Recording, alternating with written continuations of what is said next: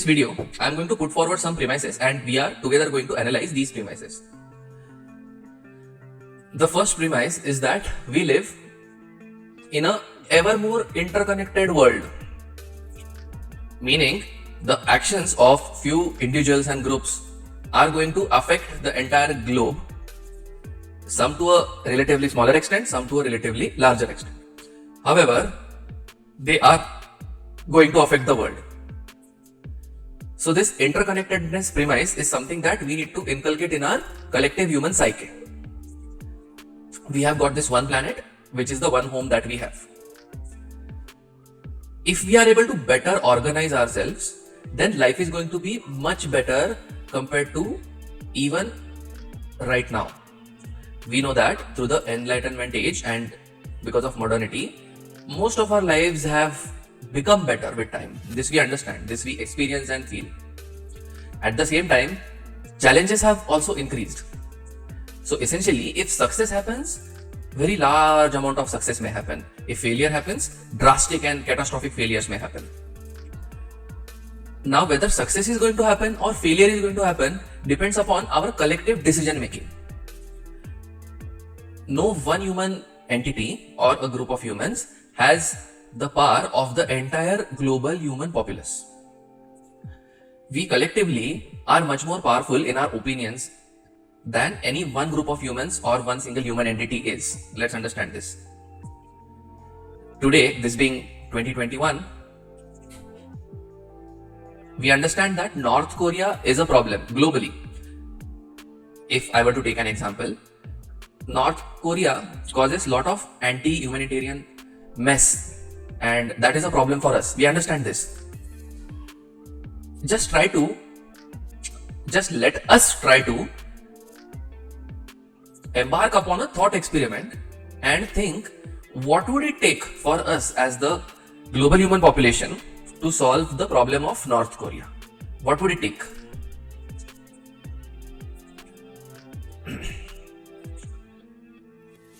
It will very likely take extreme amount of diplomatic measures and extreme amount of coordination and communication with North Korea.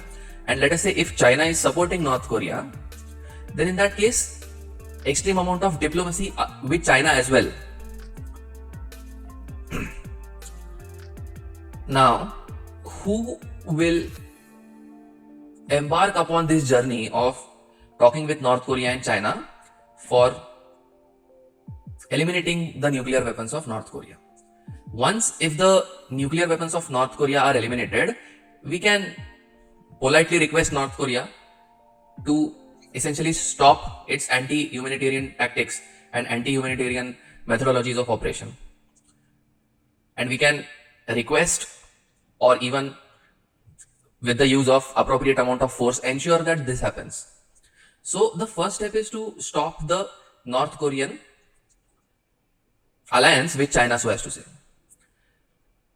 Now, these are global geopolitical problems. Now, let us understand, if any one country, be it the United States as of 2021, or any other singular entity tries to pressurize China, then China can pressurize the United States back. And as we know, the United States is already living in credit as of 2021. They are living on a century-long credit, the US nation. So it is in no position to strong arm China or even negotiate with China. China is most likely ending up empowering North Korea, and hence the North Korean humanitarian problem persists. So what would it take to solve this problem? Let's understand. I am again and again postulating that any one country is not powerful enough to strong arm any other country, especially if there is a Nash equilibrium with respect to the nuclear weapons established already between the countries. Because even one single nuclear weapon can cause a huge amount of destruction. So the best way actually is for all the free countries of the world to unite and start negotiating with those who are not following the principles of freedom, sovereignty of an individual, those who are not following the principles of liberty, democracy, all the good things that the human civilization has produced. Now, where is the problem arising? The problem arises because of coordination. Let's understand this.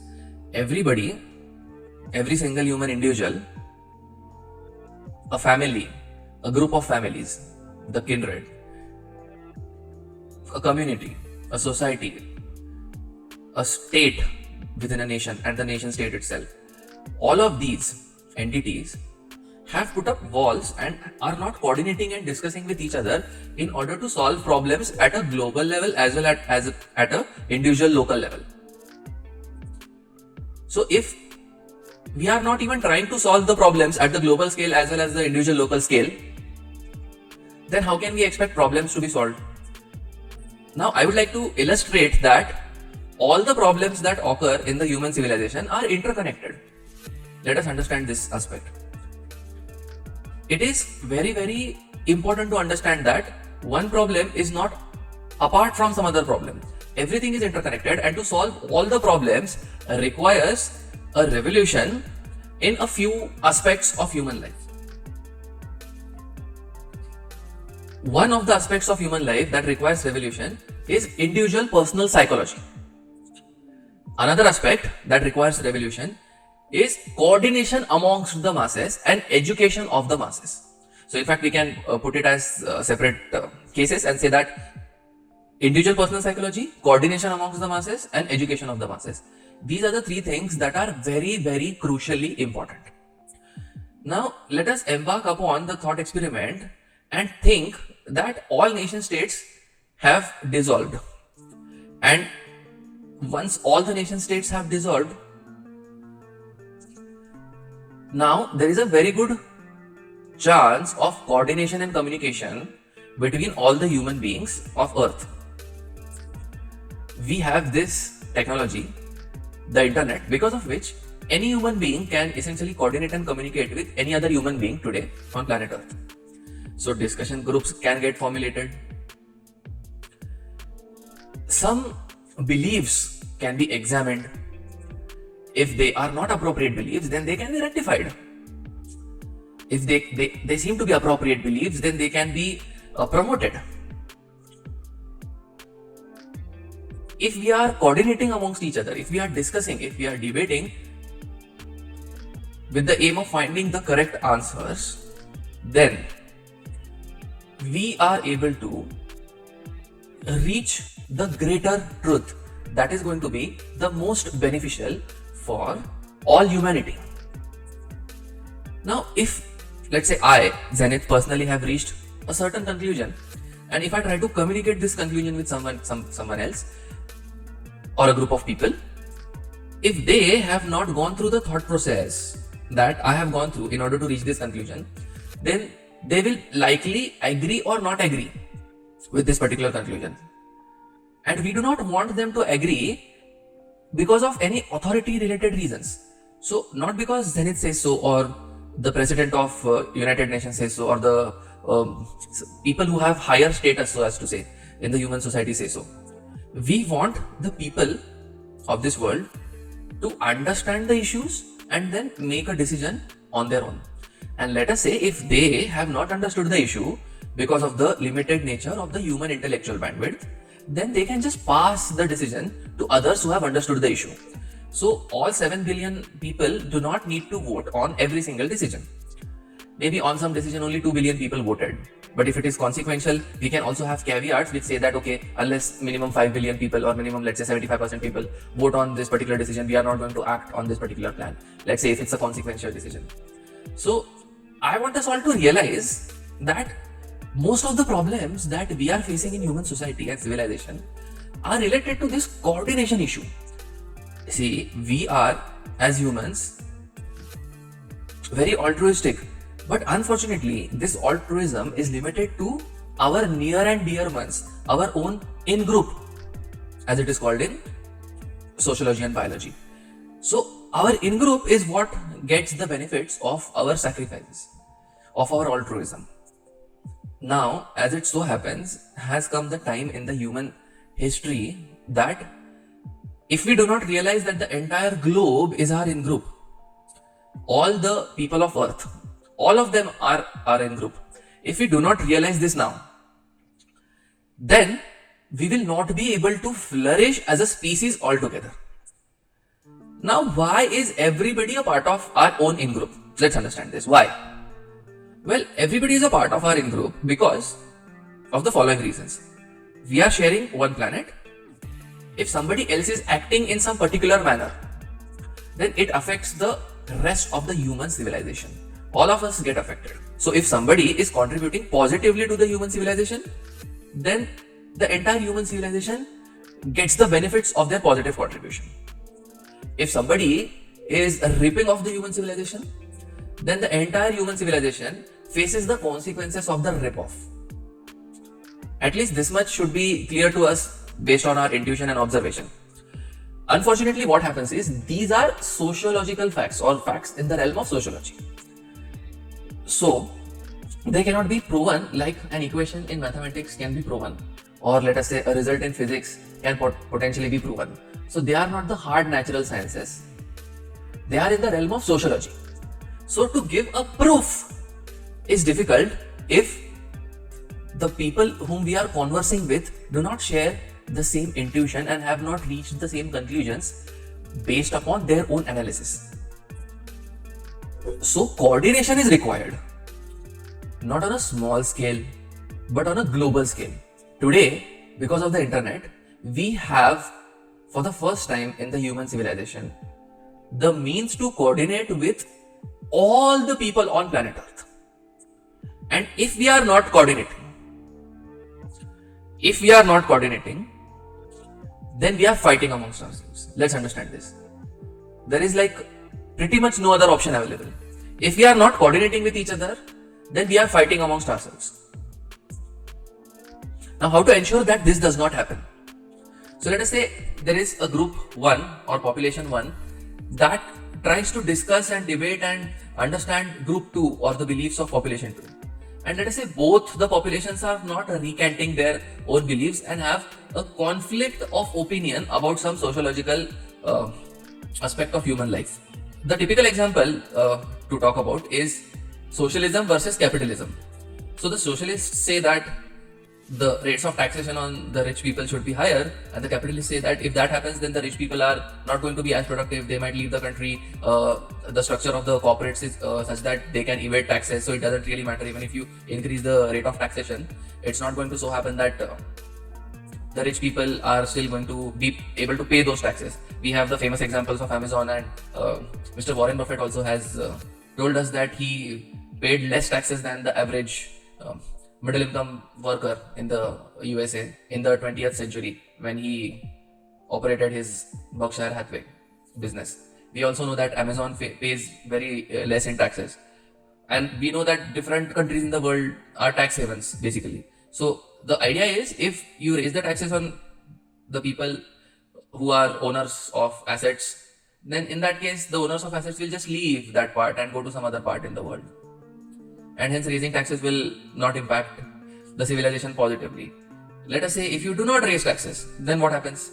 Then you do not have funds to implement the sociological changes that you would like to implement in order to reduce inequity, in order to give equal opportunity to everybody.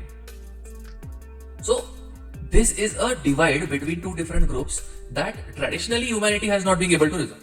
Traditionally. Well, can we resolve this divide now that we have the technologies of the internet? I believe that we can. We have tremendous potential as human beings to coordinate amongst each other and do well for humanity. As well as we have tremendous stupidity potentially inbuilt in us. So we would like to accelerate the muscles of coordination and smart decision making and arriving at smart solutions rather than us being stupid because of not coordinating with each other.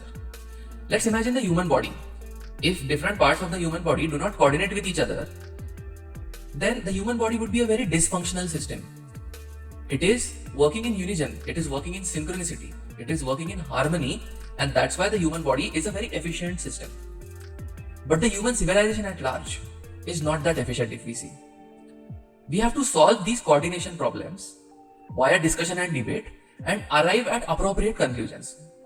The conclusions that can be reasoned out by an educated mind, and our logic, rationale, and reason can adopt those conclusions by understanding them, and once we understand them, then by passing them on to our network of humans.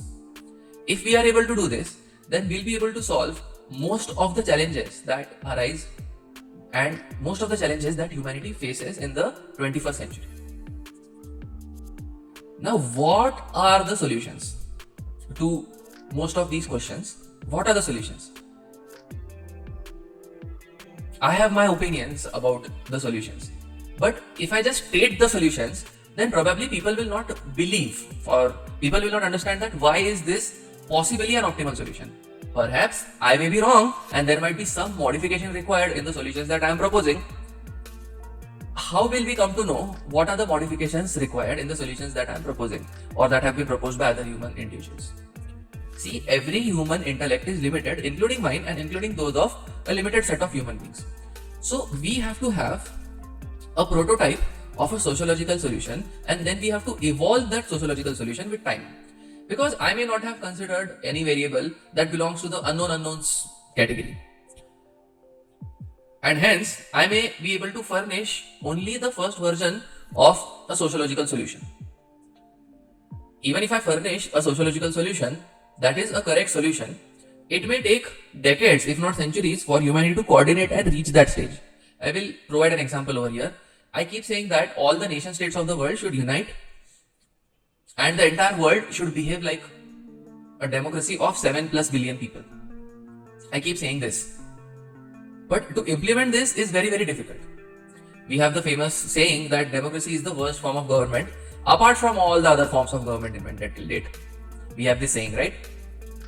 Now, I have some ideas. Most other human beings will have some ideas. We have to project our ideas into the information ecosystem, discuss and debate those ideas, try to formulate and come up with the better ideas, the greater ideas, the most significant ideas, try to eliminate the wrong ones to the best of our capability based on our limited human intellect and the limited human intellectual bandwidth that we all possess. And then we have to present the solutions. Okay? Now, once the solutions are presented, then other humans can, hack attack those solutions, try to find out loopholes in those solutions, and try to come up with better solutions. Sometimes there might not be an exact solution or a perfect solution, but we may have to deal with the best possible solution. In coming videos, I will talk about such cases and when such things arise while we live life on planet Earth. As of now, let us understand that we need to start communicating with each other in a very positive, proactive, synergistic, win-win manner, and we need to start elevating the information ecosystem that we have very smartly created with our technology to a level wherein which wise conversations oriented towards precipitating sociological wisdom is what we embark upon and indulge into, rather than only entertainment. See, entertainment has its place because it relaxes the human soul, the human spirit, so that they are rejuvenated for better work. But what is happening after modernity is that we are just focusing upon conveniences and entertainment, and we are not really bothered about solving civilization scale sociological problems and challenges. So, see, what are the ways of solving conflict? It is either that we talk with each other and agree upon a solution, like civilized human individuals, which is the preferred method, or else we go back to tribalism and war. What is the preferred way? Now, unless you as the listener or a particular group agrees that civilized discussion and understanding the problems and the concerns and the issues and the interests of various groups involved, unless civilized discourse takes place and unless we are able to come up to a conclusion which is win-win or synergistic with respect to all the parties involved, at least it is not win-lose with respect to any party or any group of people involved. Unless we do that, we are heading towards war. And if we are heading towards war and conflict, then in that case, the lower angels of human nature, greed, envy, anger, all this will take us over. And when all this will take us over, then the human civilization will not flourish as much as it can flourish. What do we want? We have to ask this question to ourselves, and we have to start discussing and start trying to develop consensus around a few ideas. If we have consensus around a few core ideas, then because of the technology of the internet that we have in today's day and age, it will be very easy, perhaps not very easy, but relatively much easier than earlier times to propagate those ideas to the entire human civilization. And when we have consensus in the entire human civilization, then no singular group of humans or no single human being can stop us from implementing these ideas. And when nobody can stop us from implementing the right ideas for the sake of the flourishing and the progress of humanity, that is when humanity will inevitably progress. So we all have a role to play in contributing towards the betterment of humanity.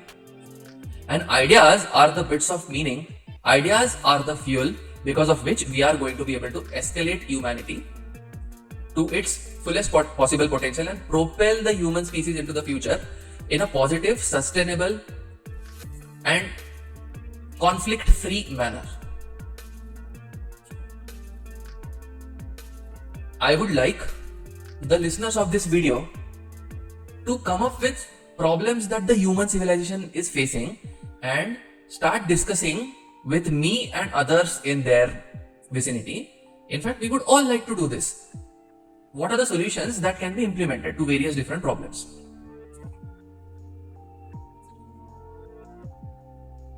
My contact information is present in the description below. Please feel free to contact me, and we will together plan podcasts or discussion sessions wherein which we can discuss and come up with good solutions for the betterment of humanity together.